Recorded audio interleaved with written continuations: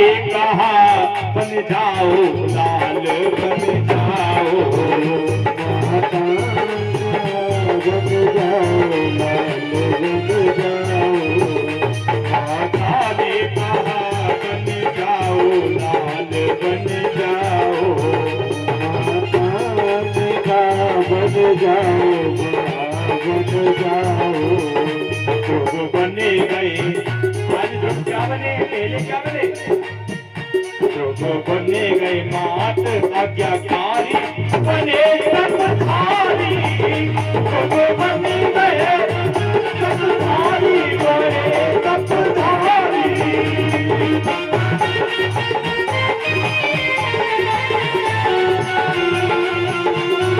बताओ रानी के लिए कपट मत करो भैया।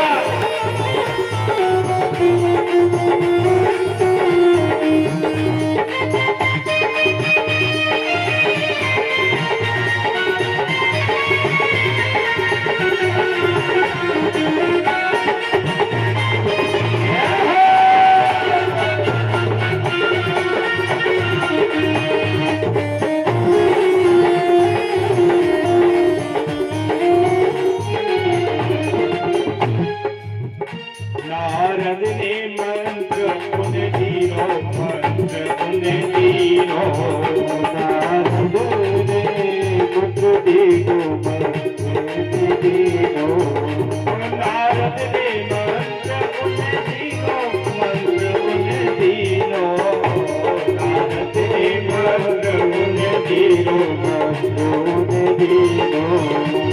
फिर क्या बने? ध्रुव बन गए शिष्य हितकारी, बने तपधारी, बने गए पूर्व तपधारी, बने तपधारी।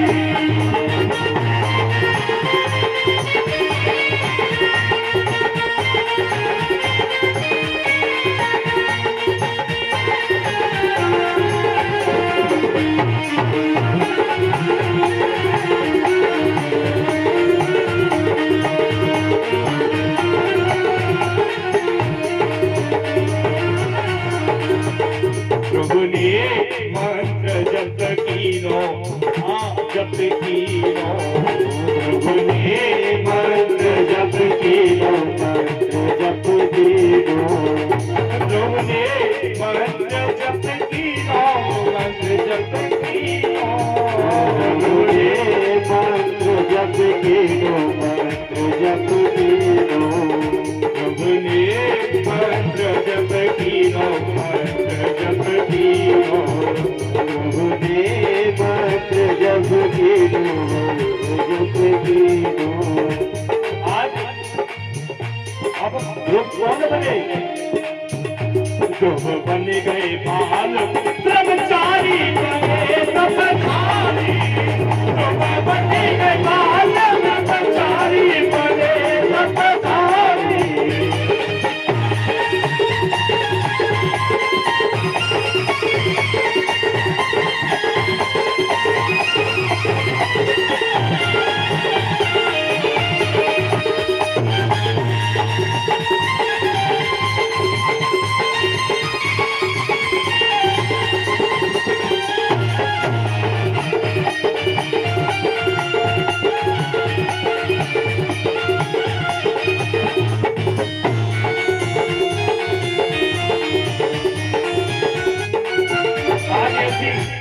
घनघोर तपस्या देखी तो प्रभु आ गए। आज श्री हरि नारायण प्रकट हो गए और कहते हैं लाला आंखें खोलो। अरे मेरे लाला आंखें खोलो। देखो ध्रुव जी आंखें नहीं खोल रहे, कह रहे हैं कि हमने इतना समय व्यतीत किया है तप करते करते, अब तुम भी हमारा इंतजार करो। करते हैं ऐसे, बोलो ध्रुव महाराज की। आज कह रहे हैं प्रभु बोले मांगो पर भारी, मांगो पर भारी।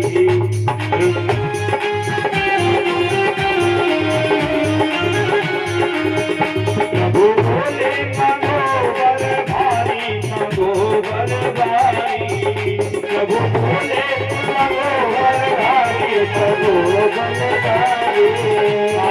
मांगो बेटा जो मांगना चाहते हो। ध्रुव बोले मांगो वर भारी, मांगो वर भारी। ध्रुव बोले मांगो वरदारी, वरे वरदारी। अब ध्रुव जी क्या कह रहे हैं? ध्रुव हंस के भारे खिलकारी बनी तपधारी। ध्रुव हंस के भारे खिलकारी बनी तपधारी। ध्रुव हंस के भारे खिलकारी बनी तपधारी।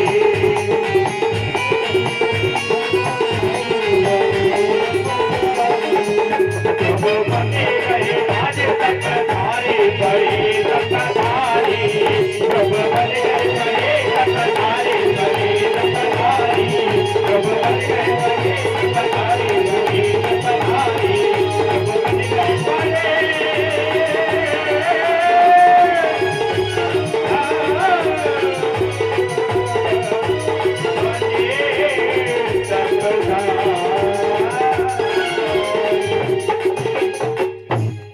आज ध्रुव महाराज बड़े तपधारी बन गए, ब्रह्मचारी बन गए, आज्ञाकारी बन गए, शिष्य हितकारी बन गए। कितने कितने यत्न मिल गए। आज प्रभु ने कहा लाला आंखें खोलो। ध्रुव जी आंखें नहीं खोल रहे और आंखें खोली तो हंस के खिलकारी भरी के प्रभु की गोद में आ गए और प्रभु ने गोद में उठाया और बेटा मांगो क्या मांगना चाहते हो। कहा हमें तो कुछ मांगना ही नहीं है, हमें तो सिर्फ चाहिए। क्या चाहिए? तो मुझे मेरे पिता चाहिए। परमात्मा कहने लगे पिता मैं हूं तुम्हारा पिता। आज जब पिता प्रभु बन गए तो कहते हैं ध्रुव जी आप मेरे पिता हो। हाँ आज भगवान कहते हैं ठीक है बेटा अब मांगो क्या मांगना चाहते हो। अच्छा आज भी संशय है, पिता और पुत्र के नाते में भी संशय है। आप मुझसे कह रहे हो मांगो, इसका मतलब आपने मुझे अपना पुत्र माना है। कहा कि नहीं लाला मैंने तुम्हें पुत्र ही माना। फिर क्यों बोल रहे हो कि मांगो? अरे जो तुम्हारा है सब मेरा है। आज कन्हैया का, आज प्रभु हरि नारायण का जो कुछ है सब ध्रुव जी का है। आज ध्रुव जी ने जब कहा प्रार्थना की और श्लोक से कहा, हाथ जोड़ के श्लोक बोले। ध्रुव ने हाथ जोड़कर एक कमल पुष्प लिया।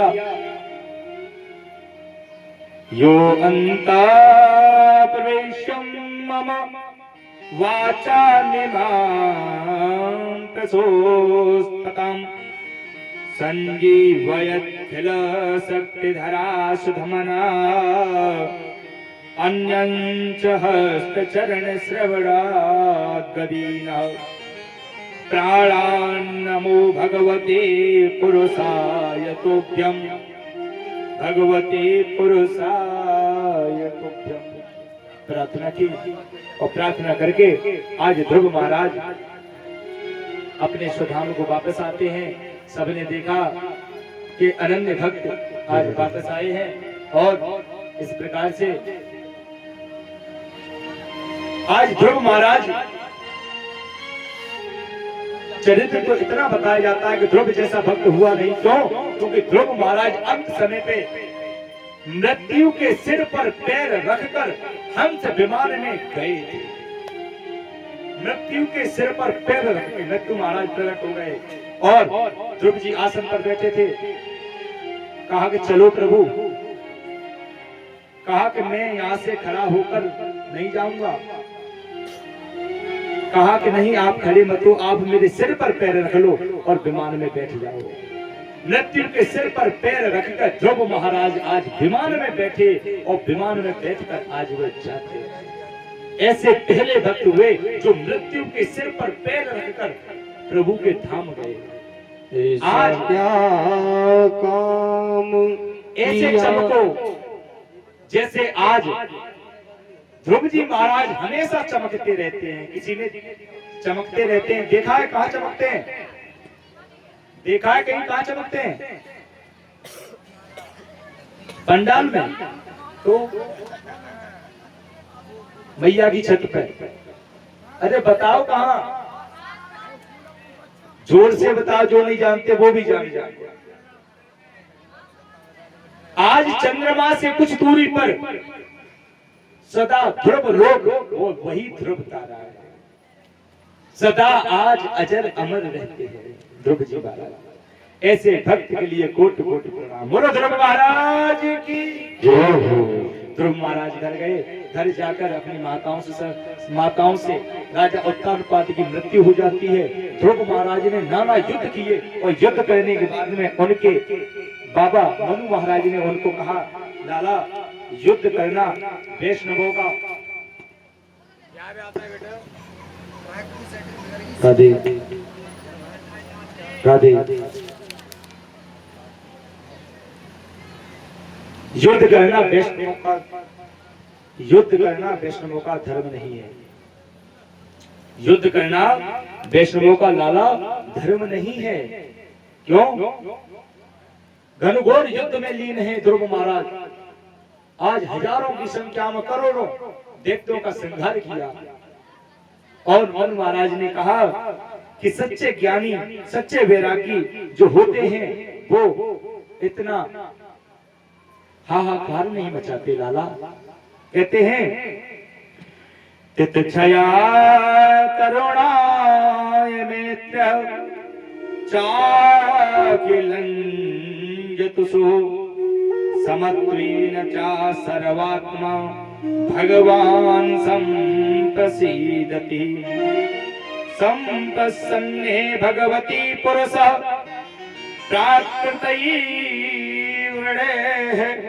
विमुक्तो जीव निर्मुक्तो ब्रह्म निर्वाण मृच्छति। ब्रह्म निर्वाण मृच्छति। कहा जो ब्रह्म से उपासक संबंध बनाकर रहता है वो इस तरह से नहीं करता।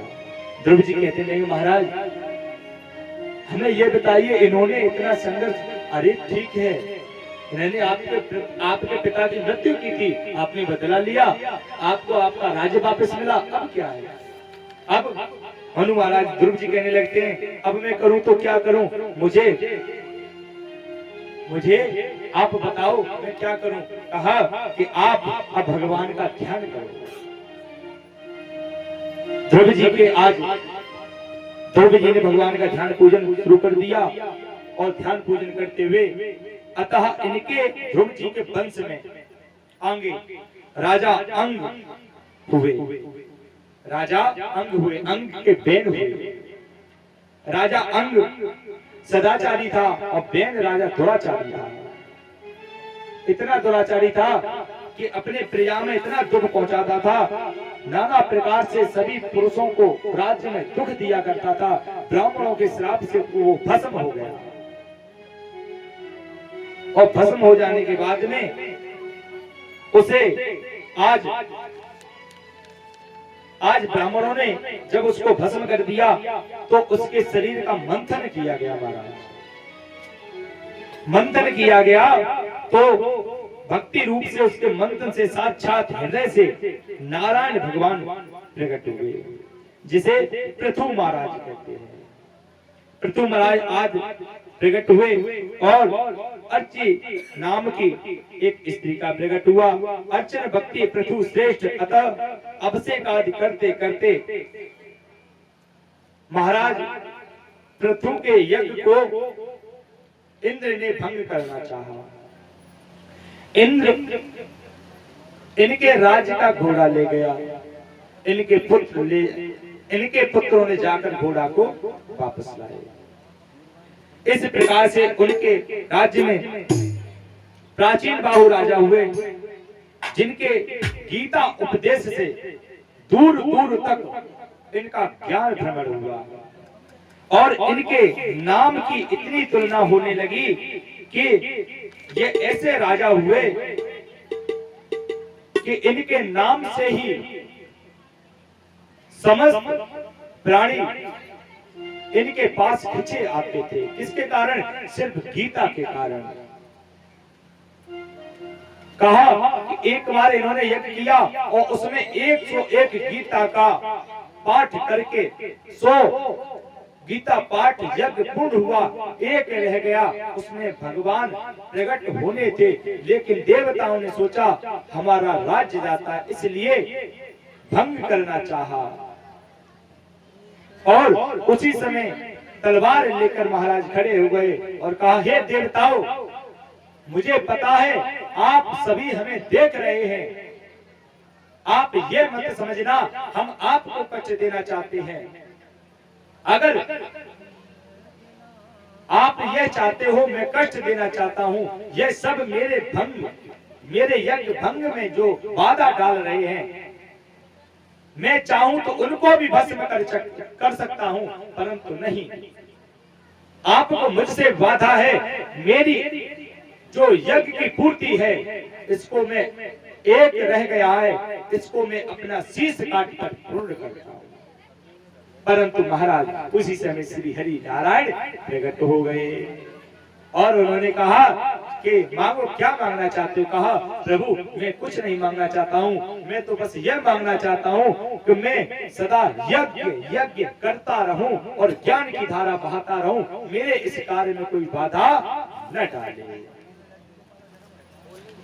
इस प्रकार से नाना भक्त हुए भगवान के और प्रचेताओं की कथा होते हुए आगे चल के इन्हीं के वंश में प्रियव्रत चरित्र, अतः मनु महाराज के प्रियव्रत और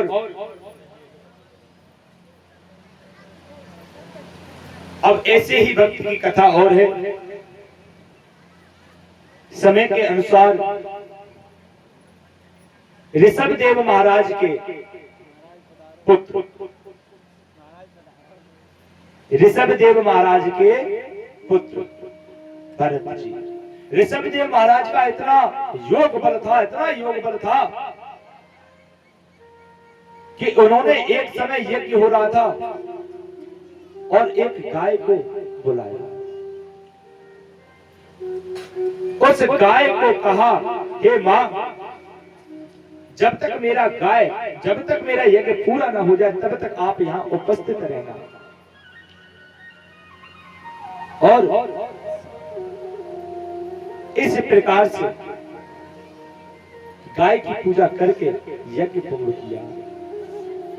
उन्हीं के पुत्र ऋषभदेव महाराज अपने पुत्र भरत को राज्य देकर चले गए, भगवान का ध्यान करने लगे। जितने भी भक्तों की मैया कथा सुनोगे, सब ऐसे ऐसे भक्त हैं जिन्होंने अपना राजपाट सब त्याग कर अगर शरण ली तो किसकी ली? परमात्मा की। और हमारे पास में तो राजपाट है भी नहीं, फिर भी हम नहीं छोड़ पाते। बस दिन दोपहरी कार्य में लगे रहते हैं। और वो राजा महाराजा फिर भी उन्होंने सब कुछ छोड़ करके भगवान का ही आसरा लिया तो लिया। ऐसे धन्य हैं भक्त।